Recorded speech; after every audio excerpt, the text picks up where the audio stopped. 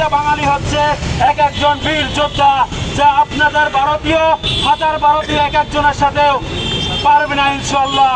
আমরা আমরা দুধ খাওয়া বাঙালি, গরুর দুধ খাই, আর আপনারা ভারতীয় গরুর মুখ খান, আপনারা মুখ খাওয়া ভারতীয়। আমরা আমাদের বুদ্ধি অনেক বেশি, আপনাদের আমরা ছেড়ে কথা বলবো না ইনশাল্লাহ।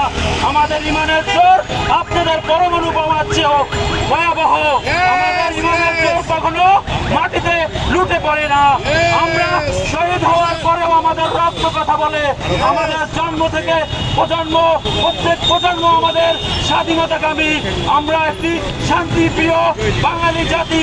আমরা হচ্ছি বীরের জাতি, যে জাতিকে মাথা নত করতে পারবে না ইনশাল্লাহ। আপনি সাবধান হয়ে যান।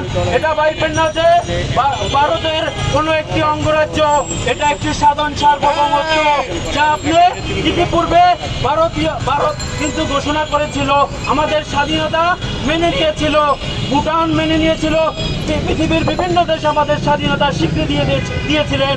আপনি এখন হঠাৎ করে পল্টি নিয়েছেন কেন? আপনাকে দিবাস্বপ্ন দেখছেন আপনার হাসিনাকে নিয়ে। এখন আপনার দাসত্ব সরকার আপনি টিকিয়ে রাখতে পারেন নাই। আপনি রাষ্ট্রের সাথে রাষ্ট্র সম্পর্ক হয় সমঝোতার ভিত্তিতে, কোনো দাসত্বর ভিত্তিতে রাষ্ট্রের সাথে রাষ্ট্রের সম্পর্ক নয়। আমরাও কোনো রাষ্ট্রের সাথে দাসত্বের ভিত্তিতে সম্পর্ক করবো না।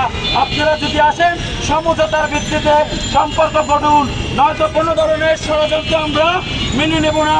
আপনি যে ধরনের ষড়যন্ত্র করেন, আপনি মুখোমুখি হতে ভয় পান, আপনি পানি যুদ্ধ করতেছেন, আপনি সংখ্যালঘু যুদ্ধ করতেছেন, আপনার এই যুদ্ধের আমরা প্রতিবাদ করেছি।